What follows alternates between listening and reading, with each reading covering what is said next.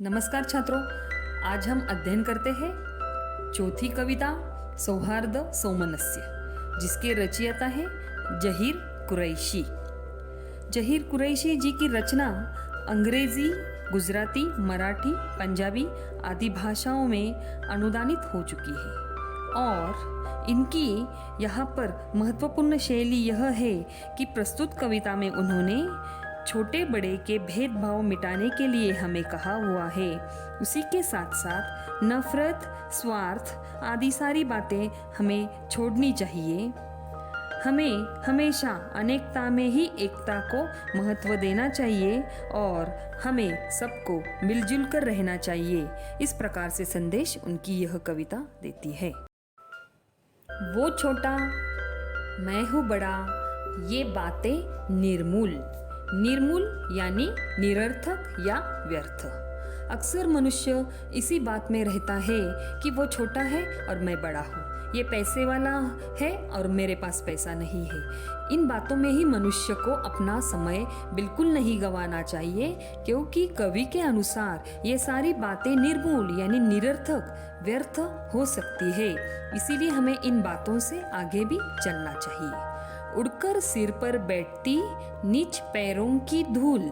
नीच यानी हर रोज। यहाँ पर कवि कह रहे हैं कि हर रोज जब हम चलते हैं उस समय क्या होता है, जो धूल मिट्टी हम अपने पैरों के नीचे कुचल देते हैं, वही धूल मिट्टी अगले ही क्षण उड़कर हवा आने के बाद सीधा हमारे सिर पर आकर बैठ जाती है।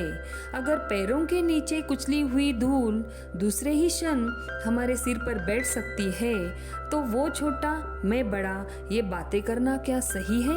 इस बारे में सोचने के लिए कवि हमें यहाँ पर मजबूर करते हैं कि हमें भेदभाव बिल्कुल नहीं करना है। नफरत ठंडी आग है। नफरत यानी घृणा ठंडी आग है, इसमें जलना छोड़। हम जब किसी के साथ घृणा करते हैं तब ये घृणा हमें स्वस्थ रहने ही नहीं देती है। इसीलिए कवि कहते हैं कि हमेशा दूसरों के साथ नफरत से व्यवहार करना छोड़ दीजिए, क्योंकि जिस प्रकार ठंडी आग होती है वो सदा सुलगती रहती है और हमें जलाती रहती है, तो ये नफरत भी बिल्कुल उसी तरह होती है। हमें उसे छोड़ देना चाहिए। टूटे दिल को प्यार से जोड़ सके तो जोड़। हमारे कारण जिनका दिल टूटा हुआ है, उन सारे लोगों के दिल जीतने की कोशिश प्रयास हमें करना चाहिए और कम से कम उन्हें जोड़कर हमें मनाने की यहाँ पर कोशिश तो ज़रूर करनी चाहिए। और इसके लिए आवश्यक है हमें नफरत को छोड़ना। पौधे ने बांटे नहीं नाम पूछकर फूल। यानी कवि यहाँ पर कह रहे हैं कि ये जो वृक्ष होते हैं, ये जो छोटे छोटे पौधे होते हैं, ये छोटे छोटे पौधे या वृक्ष कभी किसी से पूछते नहीं है तुम्हारा नाम क्या है, तुम्हारी जात क्या है, तुम्हारी नस्ल क्या है। इस बारे में पूछताछ करके हुए वो कभी हमें फूल या फल नहीं देते। हमने ही खोले बहुत स्वार्थ के स्कूल। यानी मनुष्य ही केवल ऐसा है जो अत्यंत स्वार्थी प्रवृत्ति का है, और इस प्रकार स्वार्थी प्रवृत्ति का उसने तो यहाँ पर स्कूल खोल रखे हैं। यानी इतनी स्वार्थी प्रवृत्ति यहाँ पर बढ़ी हुई है कि हमारा ध्यान भी नहीं जाता कि वृक्ष किस प्रकार बर्ताव कर रहे हैं, और हम मनुष्य होने के बावजूद केवल और केवल स्वार्थी बने हुए हैं। कवि हमें यहाँ पर मजबूर कर रहे हैं कि हमें स्वार्थी बिल्कुल नहीं बनना है। धर्म अलग, भाषा अलग, फिर भी हम सब एक।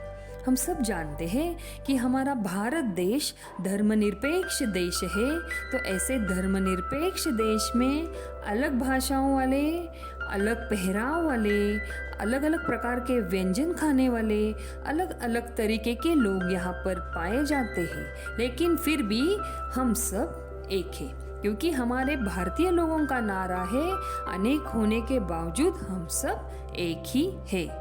विविध रंग करते नहीं हमको कभी अनेक, यानी कि अलग अलग संस्कृतियों का मेला भारत देश में देखा जाता है। इसीलिए हमारे भारतीय संस्कृति में विविधता पाई जाती है। लेकिन विविध रंग होने के बावजूद हम कभी भी अनेक यानी अनेक प्रकार के नहीं होते। और हम सब कैसे होते हैं? हम सब एक ही प्रकार के होते हैं, क्योंकि हमारा भारत देश विविधता में एकता दिखाने वाला देश है। जो भी करता प्यार वो पा लेता है प्यार, यानी कि जब हम दूसरे के साथ प्रेम से बर्ताव करेंगे तभी सामने वाला भी हमारे साथ उसी प्रकार प्रेम पूर्वक बर्ताव करेगा। इसीलिए प्यार दीजिए और प्यार लीजिए। प्यार नकद का काम है, रहता नहीं उधार। नकद यानी कि रोखी का, पैसे देकर जो काम होता है उसे नकद का या रोखी का काम कहा जाता है। ये जो प्रेम है वो नकद का काम है, यानी कि एक हाथ से देना और दूसरे हाथ से लेना। और ये उधारी का नहीं है, यानी कि जब हम सामने वाले को प्यार देंगे तो वो भी आपको उसके बदले में प्यार ही वापस करेगा। इसीलिए एक दूसरे के साथ प्यार से बर्ताव कीजिए। जर्रे जर्रे में खुदा, कन कन में भगवान। जर्रे जर्रे में यानी एक छोटा सा जो अन्न का अंश होता है, अंश, उसे जर्रा कहा जाता है। जर्रे जर्रे में खुदा, कन कन में भगवान।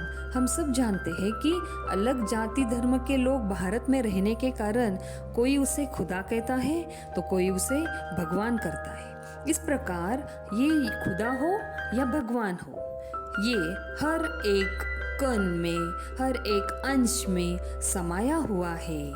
लेकिन जर्रे को कभी अलग न कण से मान। इसीलिए कवि यहाँ पर कह रहे हैं, अगर खुदा हो या भगवान हो, ये खुदा है या भगवान है, ये दोनों भी अगर अंश अंश में, कण कण में समाये हुए हैं तो हम कौन बनते हैं? जर्रे को कण से अलग करने वाले। यानी कि हमारी भाषा, धर्म अलग होना, ये यहाँ पर इतनी महत्वपूर्ण बात नहीं है कि हम खुदा को, भगवान को एक दूसरे से अलग अलग करें।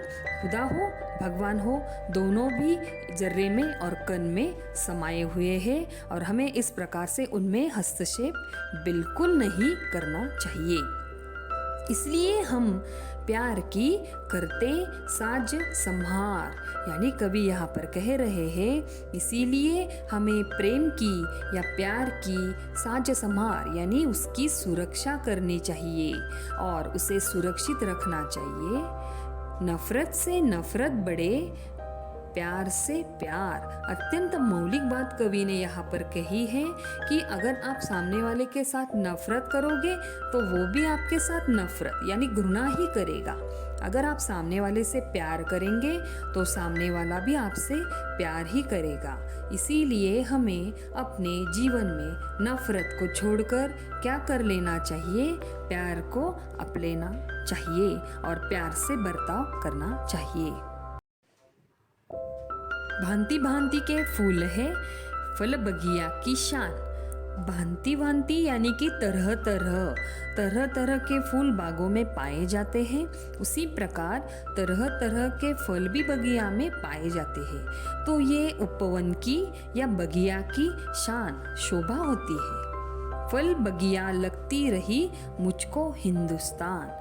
कवि यहाँ पर कह रहे हैं, इस प्रकार से फल और फूलों से भरी हुई ये जो बगिया है, ये जो उपवन है, ये जो बगीचा है, ये मुझे हिंदुस्तान की तरह यहाँ पर लग रहा है। क्योंकि जिस प्रकार से विविधता यहाँ पर बागों में पाई जाती है, उसी प्रकार विविधता मेरे हिंदुस्तान में पाई जाती है।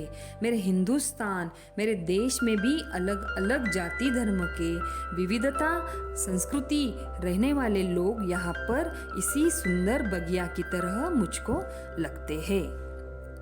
हम सब जिसके नाम पर लड़ते हैं हर बार, यानी कि कवि यहाँ पर कह रहे हैं, हम जिस धर्म जाति के नाम पर बार बार लड़ते रहते हैं, या भगवान के नाम पर लड़ते रहते हैं, उसने सपने में कहा लड़ना है बेकार। यानी कि हम हमेशा अपनी धर्म, जाति, हमारा ईश्वर, उसका खुदा, इसका भगवान, ये नाम लेकर जो हम आयु भर, उम्र भर लड़ते रहते हैं, तो ईश्वर ने ही हमारे सपने में आकर हमसे कहा हुआ है कि ये सारी बातें बेकार है और लड़ना हमें छोड़ देना चाहिए, क्योंकि ईश्वर के लिए हम सब एक ही है।